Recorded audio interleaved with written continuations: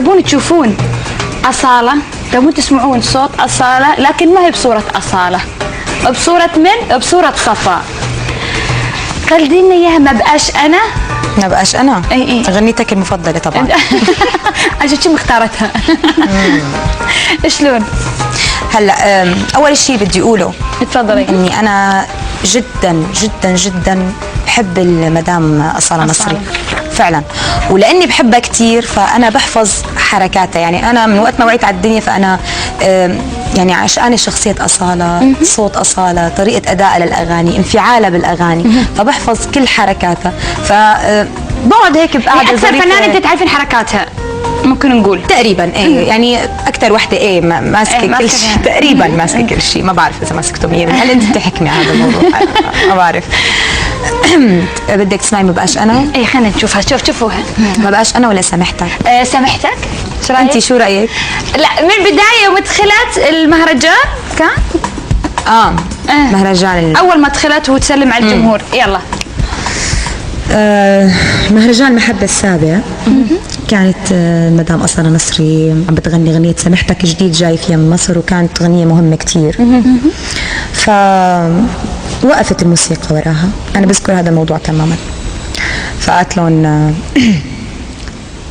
نحن بنحب الشعب وأهل الشعب، وأنا بنتي اسمها شعب، وسامحتك كتير،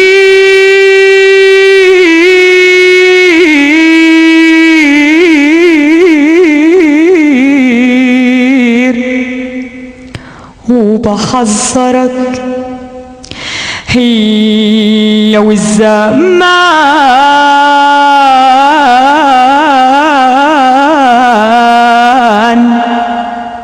كان غيرك، مش هتحمل ظلمك تاني تاني تاني تيرارارارارا، مش راح احبك وانت اناني تاني تاني، مش راح اقول معلش واسامحك، مش راح اقول تيرارارارارا قلبي الطيب يا ما وراني، مش راح اقول وسامحتك سامحتك سامحتك كتير، سامحتك سامحتك بقلبي الكبير، ومش غصب عني ولا ضعف مني، ولكن لأني بحب الضمير. سامحتك سامحتك سامحتك سامحتك سامحتك كتير كتير.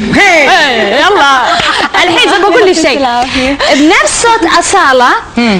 دانا وهيفا وهبي كل وحدة بس بصوت أصالة، يعني راح تسمعون صوت أصالة لكن غنية هيفا وهبي ودانا. هلا انت هيك عم تحرجيني. عم تحرجني انه شيء اثنتين أصالة، صوت أصالة في هيفا ودانا. يلا هلا انا انه يعني هذا خيال، يعني خيال فنان بس مو اكثر ولا اقل يعني. واحنا وياك في الخيال. اوكي. بس ان شاء الله ما تزعل مني أصالة لانه هو مجرد خيال فنان مو اكثر يعني. انا تخيلت أصالة عم بتغني لهيفا وهبي فقالت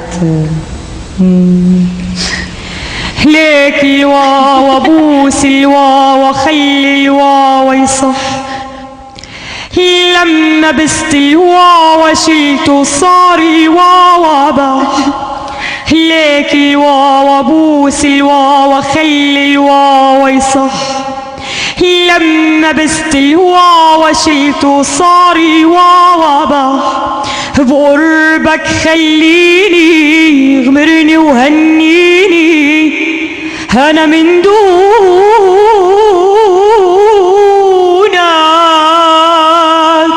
انا بردان.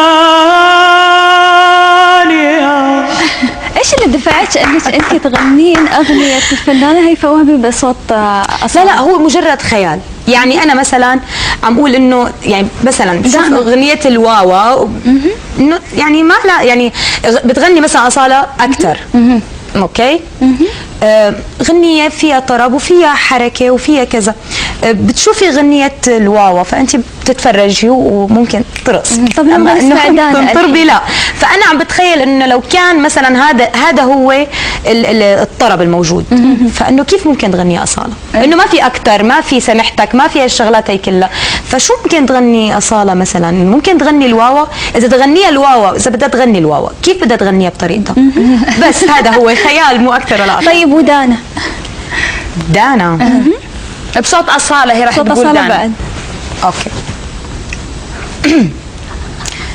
ماشي ماشي حسابك بعدين. انه نحن اتفقنا شغله اوكي عشان تعرفيني بس أنا شلون ها. ماشي ماشي أنا دانا أنا دندن فتح عينك تكوي ملبن أنا دانا أنا دندن فتح عينك تكوي ملبن حتشوف رأسي ودلالي وحتبقى انت يا غالي كل حبي وامالي وانا حتدلع حرقص لك رقص بلدي ده ما فيش احلى من البلدي وحناكل وحنشرب ونتشخلع بص بص بص عليا بص هي بص بص بص عليا بص الله عليك.